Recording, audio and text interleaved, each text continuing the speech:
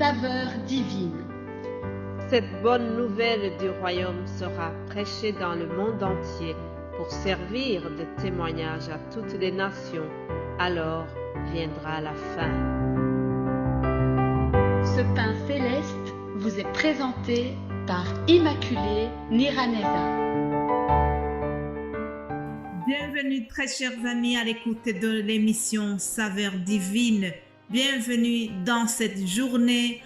C'est ici la journée que l'Éternel a faite. Qu'elle soit pour nous un sujet d'allégresse et de joie. Je souhaite que tu puisses avoir la joie dans cette journée que Dieu a créée pour toi. J'espère que vraiment tu vas profiter de cette journée. C'est mon souhait pour toi. Je prie que cette journée nous apporte beaucoup de nouvelles choses, beaucoup d'autres opportunités, beaucoup de bénédictions, car Dieu a des projets de bonheur pour nous selon sa parole. Bienvenue alors dans cette émission Saveur divine. Que Dieu nous bénisse ensemble. Hier, je vous ai dit que nous récoltons ce que nous sémons. Il y a une dame que j'ai voulu vous rappeler, une dame de la Bible qui s'appelle Tabitha ou Dorcas, c'est la même chose. Dorcas avait semé la bonté, elle a récolté la bonté aussi. Heureux ceux qui font preuve de bonté, car on aura de la bonté pour eux. Ça, c'est Matthieu 5 au verset 7. Rappelez-vous que nous sommes en train de voir les gens heureux de la Bible. Comment la Bible décrive ceux qui sont heureux. Dorcas avait semé la générosité, la gentillesse autour d'elle. Elle avait cousu des vêtements pour des veuves. Alors, cette dame est tombée malade. Elle a été très loin. Elle est même morte.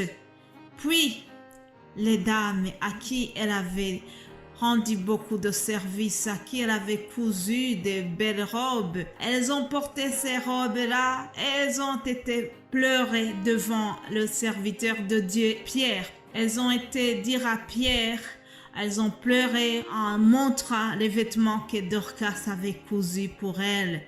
Alors, Pierre, voyant leur tristesse, il était rempli par la puissance de l'Esprit Saint.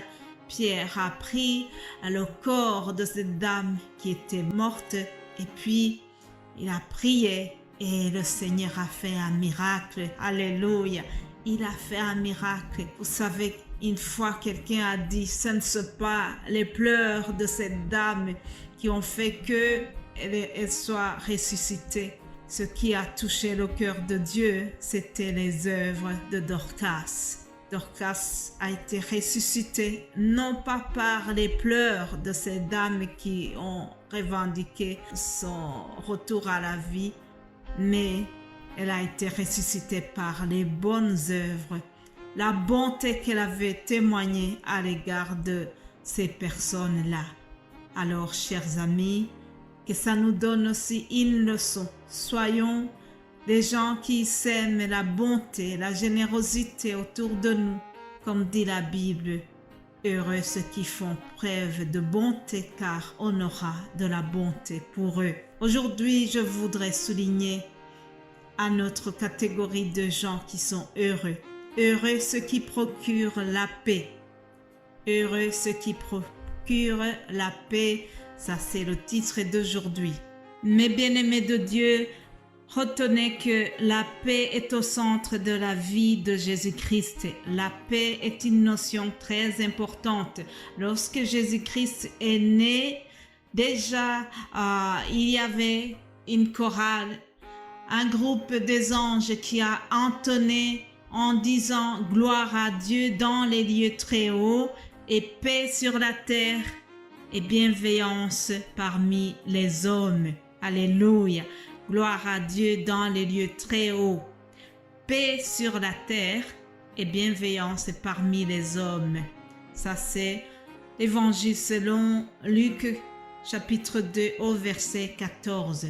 La paix est au centre de la naissance de Jésus-Christ. Lorsqu'il est arrivé dans le monde, le prophète Ésaïe a déjà annoncé que celui qui vient de naître, ce n'est pas un enfant comme les autres. On va l'appeler le prince de la paix. Alléluia. Jésus-Christ est venu pour apporter la paix dans ce monde. Le monde a besoin de la paix. Une paix qui n'est pas comme celui que nous trouvons dans le fait d'avoir beaucoup d'argent sur le compte. Une paix qui est spéciale. C'est une paix qui est basée sur le fait qu'on a confiance en Jésus-Christ et qu'on est fondé sur lui, le roc. D'ailleurs, Jésus-Christ a vécu 3 ans avec les disciples et puis, au moment où il devait les quitter pour retourner dans la gloire du Père, il leur a dit, « Je vous laisse la paix, je vous donne ma paix, je ne vous la donne pas comme le monde donne.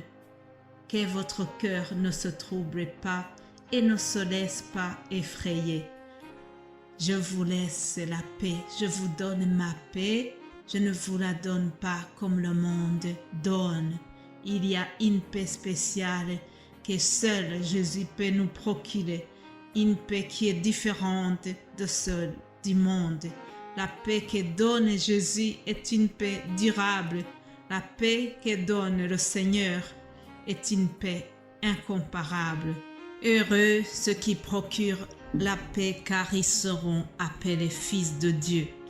Mes bien-aimés de Dieu, je ne vous apprends rien si je dis que il y a beaucoup de guerres dans notre monde, que ce soit en Europe, que ce soit en Afrique. Nous apprenons chaque jour des gens qui sont morts dans les lieux de combat, dans des guerres liées à la politique, des guerres ethniques, des guerres de toutes sortes. Tout simplement parce que les gens n'ont pas compris qu'il faut préserver la paix comme notre Seigneur l'a dit. Cherchons la paix, chers amis. Même si nous n'avons pas le pouvoir d'influencer dans les décisions politiques, mais nous pouvons chercher la paix autour de nous, la paix dans nos familles, la paix dans nos lieux de travail, la paix dans notre quartier, la paix dans notre voisinage, la paix dans notre église. Sois celui qui sème la paix autour de toi, cher ami. Toi qui viens de m'écouter, je te pose la question. Est-ce que tu es une source de paix ou une source de zizanie? Heureux celui qui procure la paix. Dans le livre de Genèse, on nous présente un personnage que j'aime beaucoup qui s'appelle Joseph. Il avait compris qu'il doit vraiment être celui qui préservait la paix autour de sa famille, au milieu de sa famille. Ses frères l'ont vendu. Ses frères lui ont fait beaucoup de mal. Ils ont témoigné beaucoup de haine contre lui. Mais lorsque plus tard il les a retrouvés, ou plutôt que eux, ils l'ont retrouvé dans la maison de Potiphar, il avait un niveau très élevé, il était devenu quelqu'un de très honorable. Joseph n'a pas voulu se venger, n'a pas rendu la méchanceté qu'on lui avait témoignée dans sa jeunesse. Mais comme c'était un homme de paix, il a pardonné ses frères et il les a honorés, il les a aimés, alors que eux, ils lui avaient témoigné beaucoup de haine.